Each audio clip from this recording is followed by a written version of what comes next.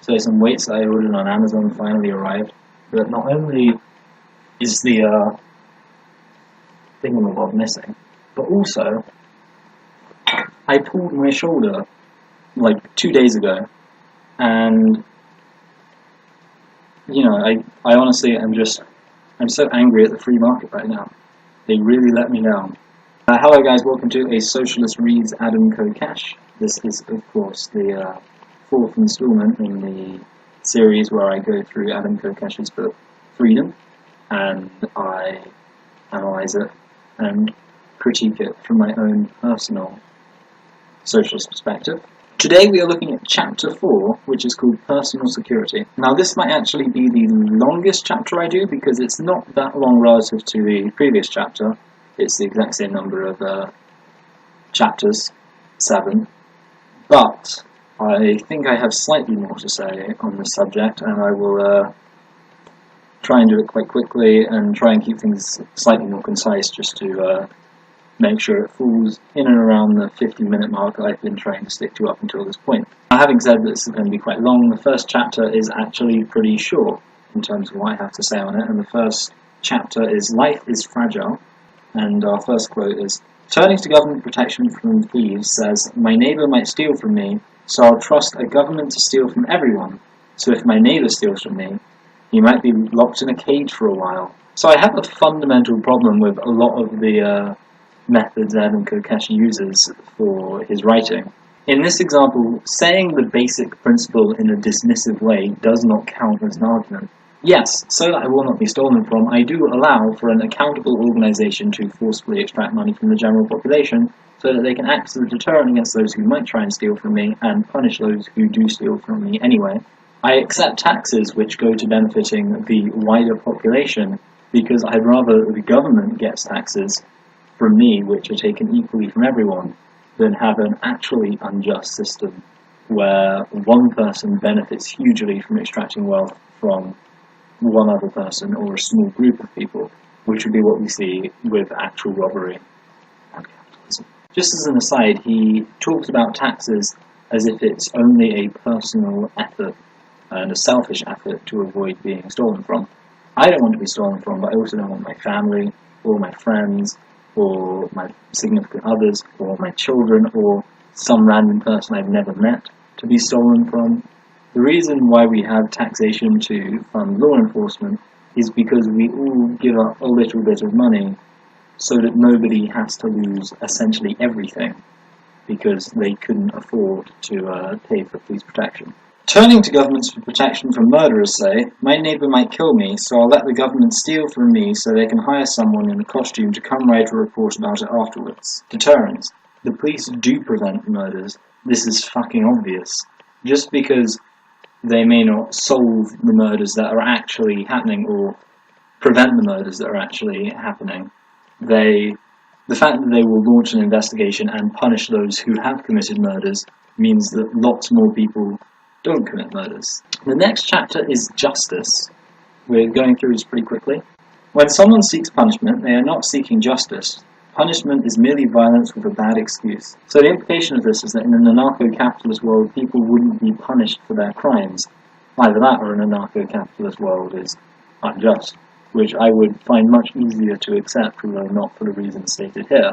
If punishment is just a bad excuse for violence, it sounds like what we're hearing here is, if you can commit a crime, you won't be punished. The only thing that somebody can justifiably do is prevent you from committing that crime. Perhaps also force you to pay reparations for that crime. However, even then, that's basically the ultimate get-out-of-jail-free card to anyone who is rich and able to fire a gun before Superman comes in and stops the bullet. Because apparently Superman isn't allowed to wail on the guy and beat him to a pulp for shooting someone after he shot someone, because then the damage is done. Punishment is just a bad excuse for violence. The purpose of punishment is to induce suffering, so the threat of suffering can be used to control us. Yes, deterrents, they're important. To give enforcers credible excuses to threaten us, governments come up with laws against things that make the racket less effective, like not paying taxes, doing drugs, or challenging authority. Well, yeah, deterrents can be used just as much for those things, which people may or may not agree with depending on their personal political opinions, as it can be used to prevent theft, murder, and rape. It's the same basic process. You can't just take the process and say it can be used for bad things, and then say that therefore it's bad. That's not a proper way of arguing. If the person was stolen from, the stolen property, or its equivalent, plus compensation for the trouble, must be returned to them. If they are injured, appropriate compensation must be paid. If their property was damaged, they must be compensated. Are you rich and having trouble with a local union leader?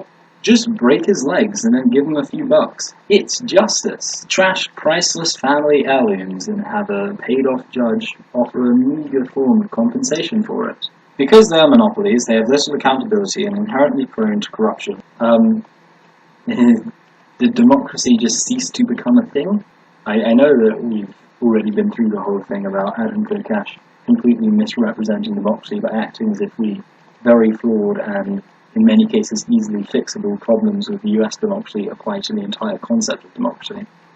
But this is just getting ridiculous. We could have accountable governance and court systems and free systems if we just had a proper functioning democracy. And I'm not just talking about, the pure democracy in the same way that anarcho-capitalists talk about pure capitalism, which is to say something that's never really existed. I could make a video quite easily outlining everything that we could change that would immediately make democracy much better in any country.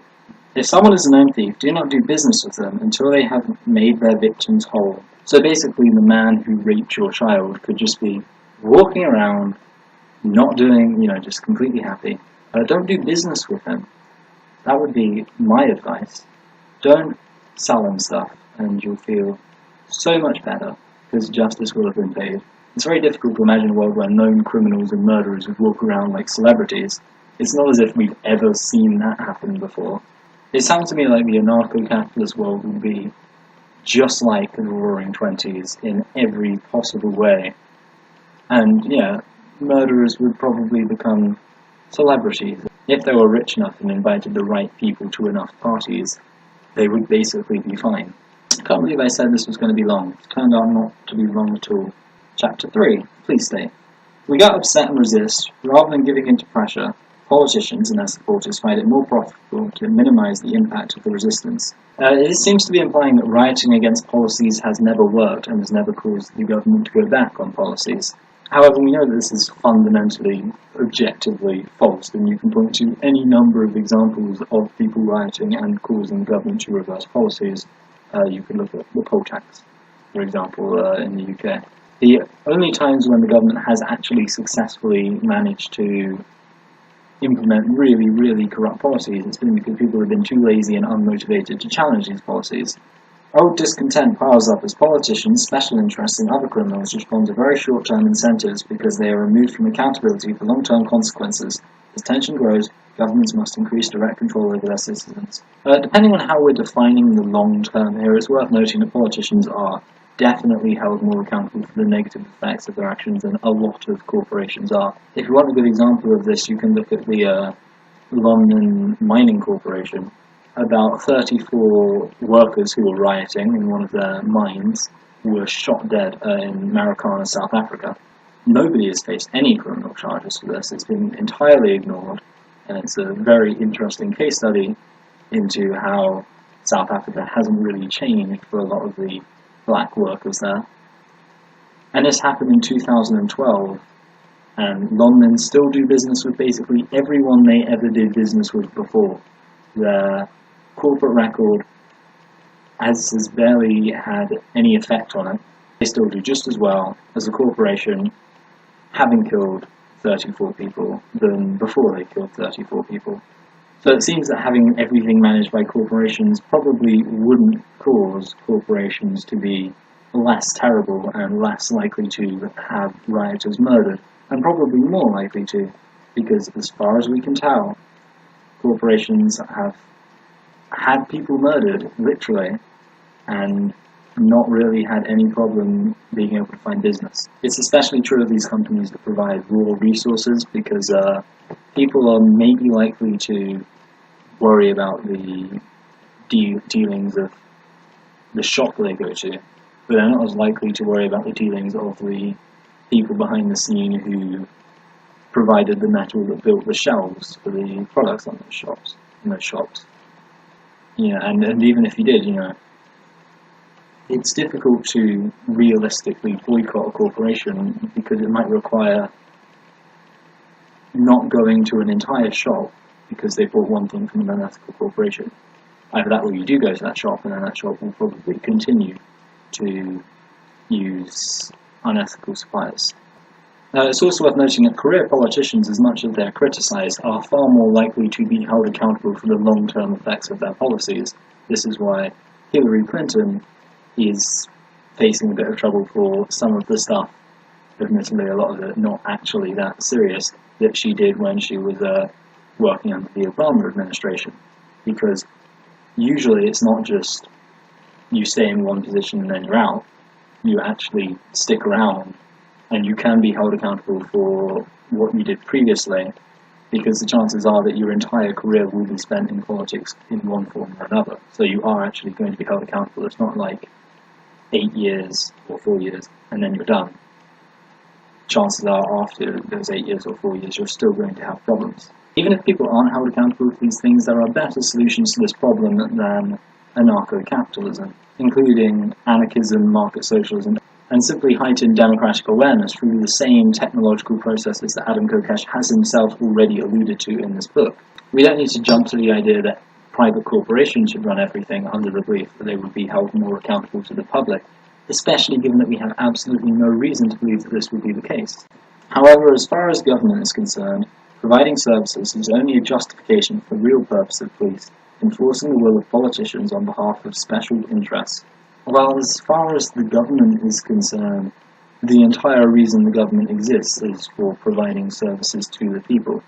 Now, this might not be how the government works out in practice, but the reason why the government existed and has existed is because people needed the government, and people have accepted the government, and through the continual acceptance of the government continues to exist. It's not through the continual force the government exerts over people. And it's worth noting this is the difference between actual anarchists and anarcho-capitalists.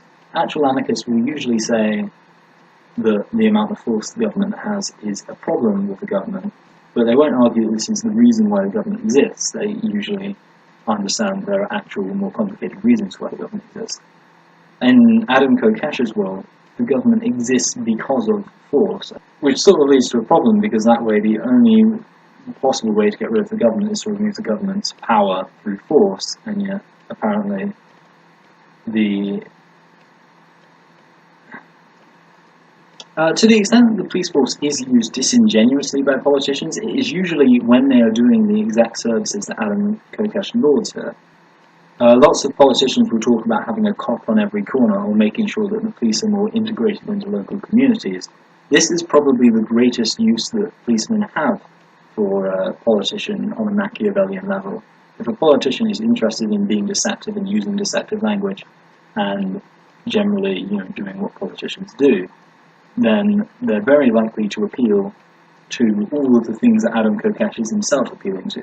The idea that the police should be accountable and local, and should provide services. They should help old ladies cross the street. Politicians really don't have that much to gain from treating the police like their own paramilitary, because the police aren't that powerful relative to the people. You cannot use the police as brute force, because there aren't enough of them. The brute force of populism greatly exceeds the brute force of elitism. You would have thought you'd know that, seeing as Adam Kokesh, like I've said, does seem to advocate for the brute force of populism. The purpose for militarization isn't local, but rather from central authorities with large grants that people can be tricked into thinking they aren't paying for. A brief note to every single person out there who doesn't accept anarcho-capitalism. Adam Kokesh is writing this book to convince you, to save you from the oppression of the state. Also, if you didn't already agree with Adam Kokesh, it's because you're a stupid idiot who was brainwashed. Most police departments exhibit all the critical elements of violent street gangs. They are territorial, violently enforce their monopolies, and have distinct identifying features. The implication of this is that we will be just as well off with street gangs in charge.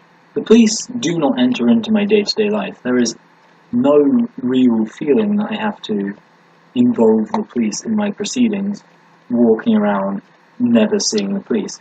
If gangs were in charge of things, or even if private corporations were in charge, I imagine there would be a much more tangible sense of force present. This is why the idea of a monopoly on force, as much as anarcho-capitalists like to argue that the very idea of the government being a monopoly on force is a concession that the government is evil, is in fact necessary. Because gangs and private corporations compete to provide the best protection, whereas governments don't.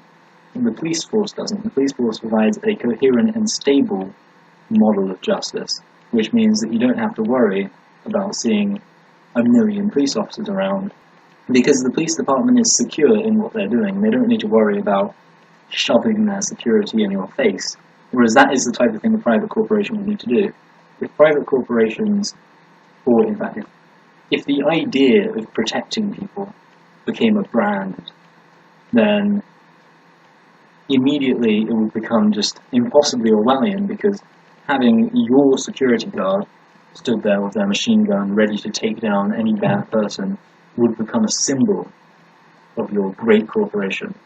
It would be, we can protect you because we are the powerful corporation with all of the force and rah.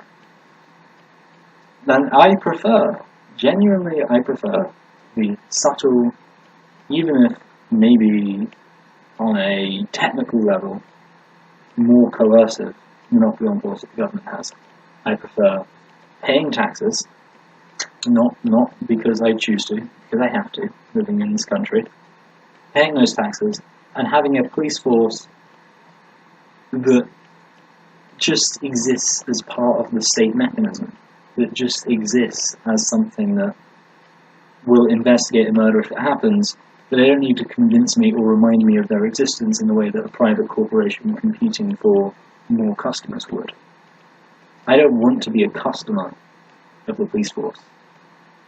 That doesn't sound appealing to me at all. When police commit violent crimes, they are often given a paid vacation while their employers investigate and pretend to be concerned to the extent necessary to maintain their credibility. Again, we have something that hardly anyone supports, that most people do have conceivable solutions to, being given as a justification for Adam Kokesh's obscure beliefs about how the world should be run, that are incredibly radical, almost universally rejected, and barely enter into a political philosophy class. This is on a par with believing that small flaws in evolutionary theory imply that we should believe in creationism. However, at least creationism is a popular alternative. It maybe makes sense as the default alternative. On the other hand, anarcho-capitalism is just a ridiculous alternative. Even if we wanted a radical alternative, anarcho-capitalism is so obscure and so insane that it wouldn't be the first alternative, even if you did think that the small problems of our current society require a complete social overhaul. This would be more like someone arguing that because we lack a missing link, it follows that Cthulhu must have created us all. Yeah. It's using small problems of an established model to advocate for a completely ridiculous model that shouldn't really be the first model that people immediately think, problem of the current system, let's do that. Most governments have passed so many laws that if they want to go after someone who challenges their power, refuses to be exploited, or represents political inconvenience, it's not difficult to come up with a legal excuse to detain, charge, try and sentence them. The last bit was a typo. What it should have said was try and sentence them, as in if the government really did try and have someone sentenced for no reason, then they would fail. A legal excuse to detain, charge, try and sentence them. That's what it should have said. This would really be better with some actual practical examples. I don't know the theoretical truth of this statement, but has the government notoriously detained people based on flimsy legal technicalities before? I do understand that the government has, for example, charged murderers with crimes like tax avoidance because it was easier for them to prove tax avoidance rather than prove murder. But in this case, people who commit murder do deserve to be sent to prison, and Al Capone would be the example I'm thinking of. And also, tax avoidance is itself a legitimate crime rather than a flimsy legal technicality.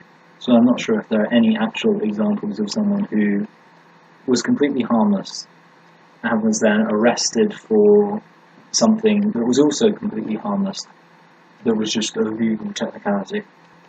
The reason governments need to violate your property in observing you is if you had true privacy, you would have a space in your home that they couldn't control. The government isn't watching me right now, as far as I know. I have no reason to believe that the government is watching me right now. The only point at which I'd be particularly worried that the government could be watching me is if I was going out of my way to orchestrate something illegal and immoral. I refuse to feel oppressed by some poor chap who has to sit in an office all day reading through hours upon hours of pointless emails and telephone call transcripts. It's not like there are a bunch of stormtroopers listening in on all of our calls. It's more like there's a tech nerd sat somewhere, drinking coffee, questioning every decision he ever made in his life that led to him being forced to sit in a dark office reading through hours and hours of people's bullshit emails, hoping to find something significant that he's probably never going to find. And I'm not even sure that guy actually exists. I can't imagine that the government would be that interested in just looking at every single person's private emails, because why would they?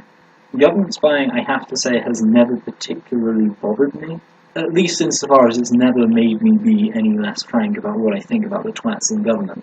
What I do know is that generally dangerous acts of terrorism require a huge amount of interpersonal orchestration, and I also know that in an anarcho-capitalist world, all of this could be done without anyone legally looking into it. As long as you meet in your own private place, or you use a corporation that is obscure and unlikely to sell information to a security agency. Of course, there will be no corporations selling information to security agencies. You'd be completely safe. And as long as all of that was the case, you could plan out your terrorist attack. And I think it's, as I said before, entering an anarcho-capitalist revolution would be not only directly, but indirectly, signing a death warrant for a significant number of innocent civilians in society. Now, is terrorism an overhyped fear? Of course it is. But the reason it's an overhyped fear is because generally terrorist plots get stopped. It's quite difficult to be a terrorist successfully, because producing a bomb is the type of thing that a competent security agency will notice. In an anarcho-capitalist world, someone could buy a factory, and as long as it's their legal property, they could build a nuclear bomb in it. Personally, I'd rather take the slight hit on my privacy to ensure that other people are taking a slight hit to their privacy when they order plutonium online. While the term police state may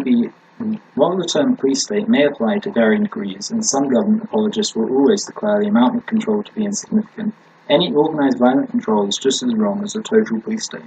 Until we defeat statism, it will always be there, and even the slightest degree of a police state is too much. I can't help but feel like this entire chapter has been just looking at Alan Kokesh's personal paranoia about what the police and the state is up to, rather than being about what the police and the state is actually up to. It seems pretty redundant to use the term police state to be basically synonymous with a state, which is how he's using it here. Next chapter is courts. It's absurd to think any part of an institution based on theft and violence could provide justice, but many people still seem to believe this. It's really not that ridiculous. How would one realistically go about stopping violence without violence?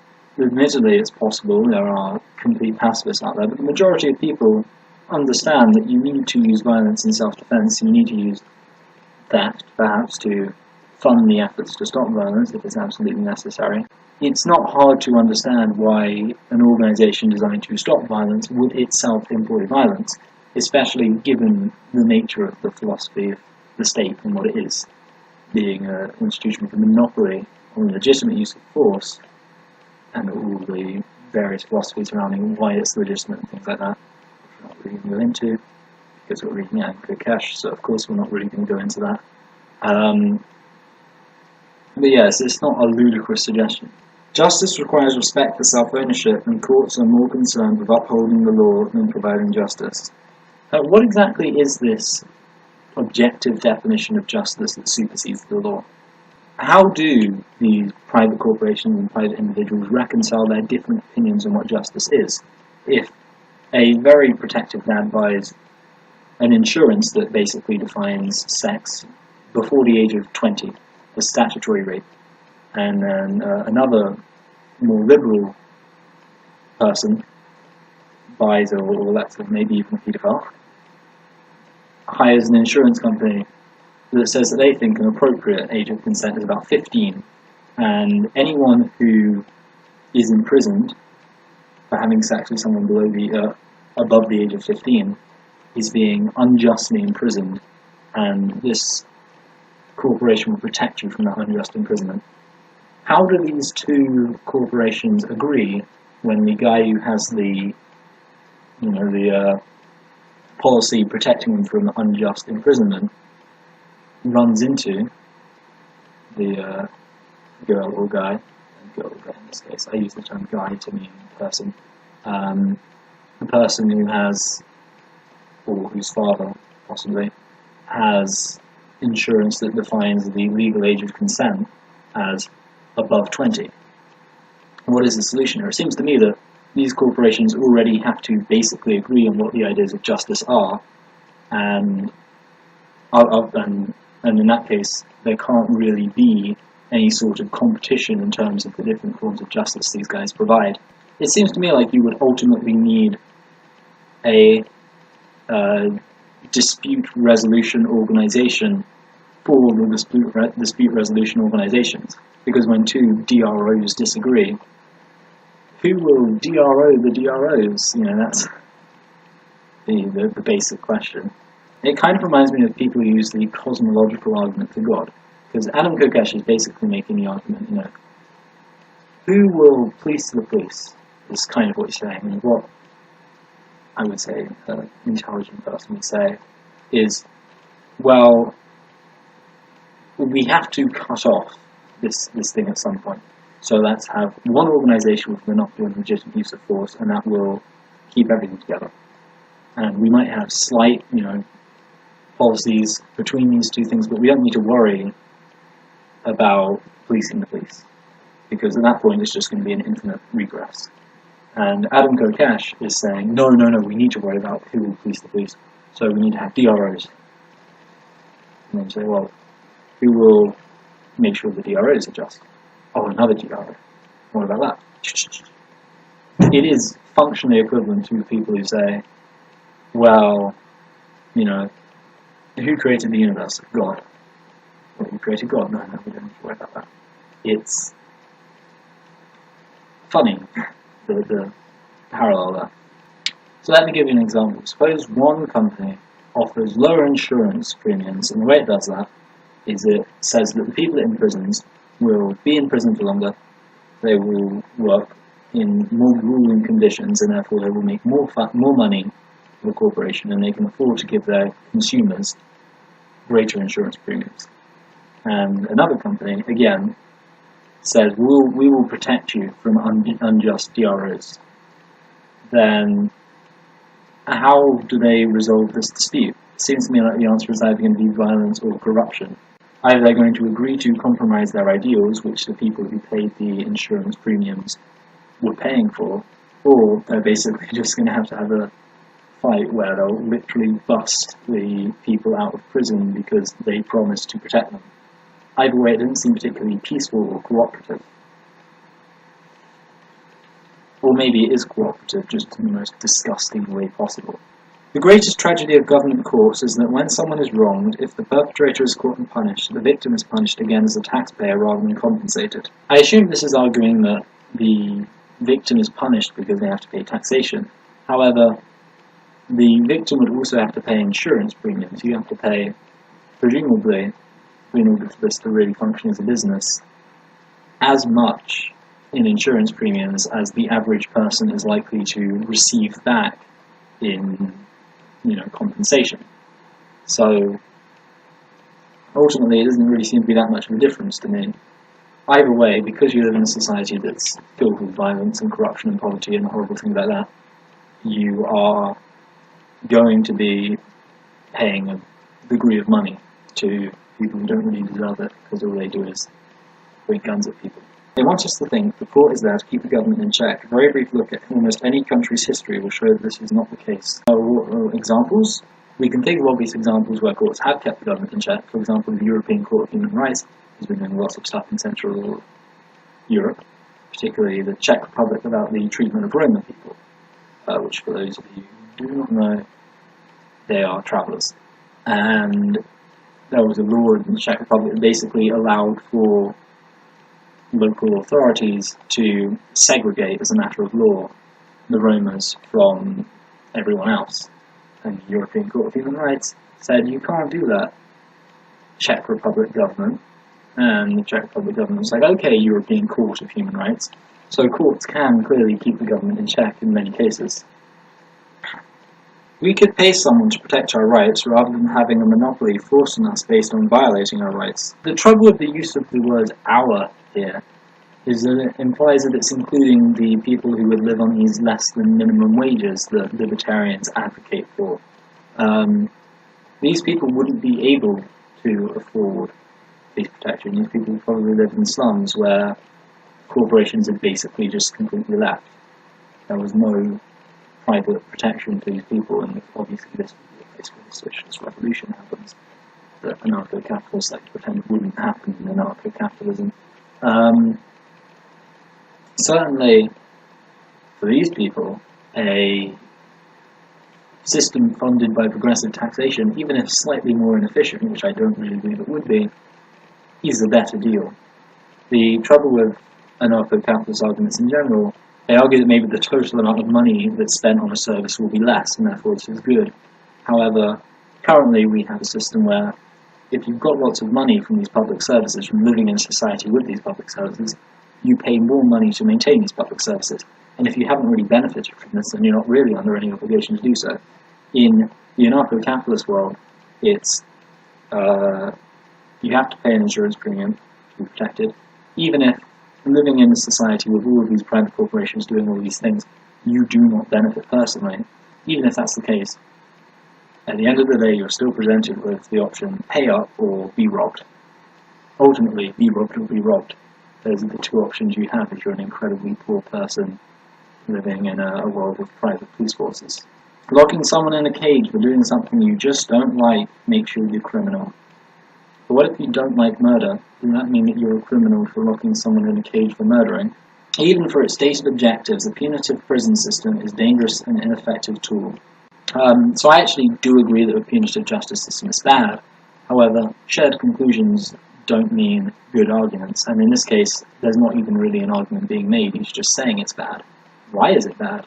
I would have thought the stated objective of the prison system as a punitive system, in other words, punishing people, is pretty effective at what it does.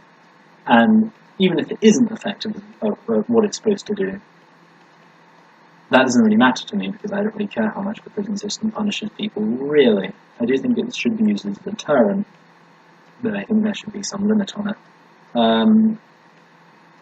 So, I don't really see an argument here to respond to, even if I didn't already agree with what he's saying. But I do definitely disagree with the fact that he's just stating it. You know, I talk about prisons in my book. I should talk about prisons one time, actually, because I do have some thoughts on it. Real justice would be reparations for damages and compensation for victims. I really don't actually hate this idea, but I think it creates a massive opportunity for framing people. It literally makes you money to get the person you're accusing incarcerated. And without Orwellian levels of knowledge on the part of these security companies, how can they be certain that they haven't been tricked? The phrase "a reasonable doubt" usually doesn't include the idea of framing, because it's generally not presumed that anyone would have a reason to frame the average person. However, in this system, people would definitely have a reason to frame absolutely anyone. There wouldn't even need to be a personal gripe against this person. If it was someone you hardly knew,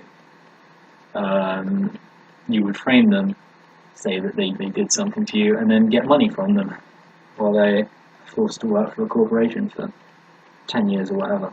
Also, just from a cultural point, do we really want a society where being a victim of a crime makes you money?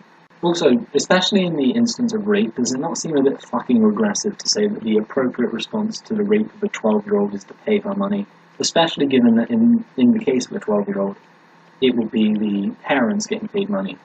So it would literally be the mosaic system of if you rape someone's daughter, you give them money, and that's it.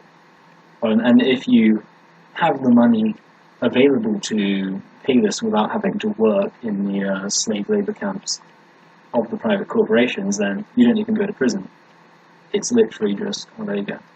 It's particularly weird if you consider this in the context of general human biological impulses, because there are still people on the planet who are obsessed with the idea of spreading their genetics, and I don't like the idea, but there are going to be people out there who think, well, I rape her, and then I pay her compensation for what I just did, and in doing so I am paying her money to raise my child.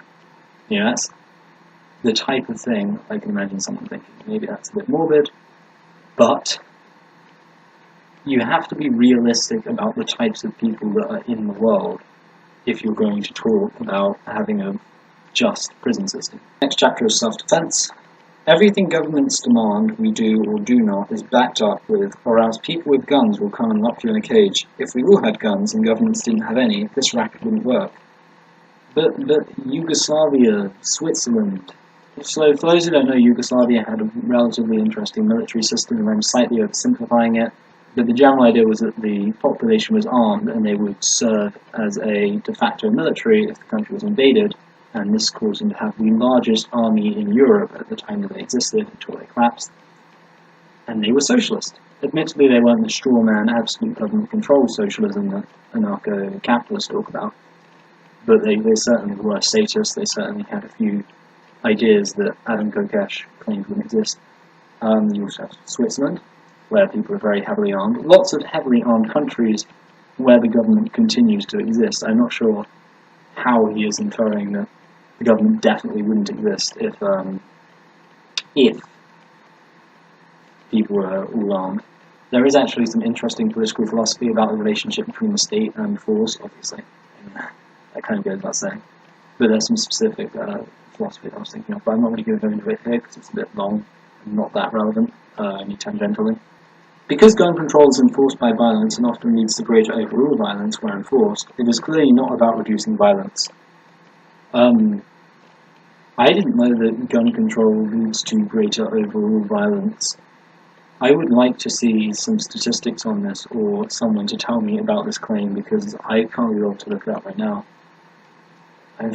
What? Even in situations where your life is clearly threatened, your self-defense would be most valid with the minimal use of force necessary to neutralize the threat.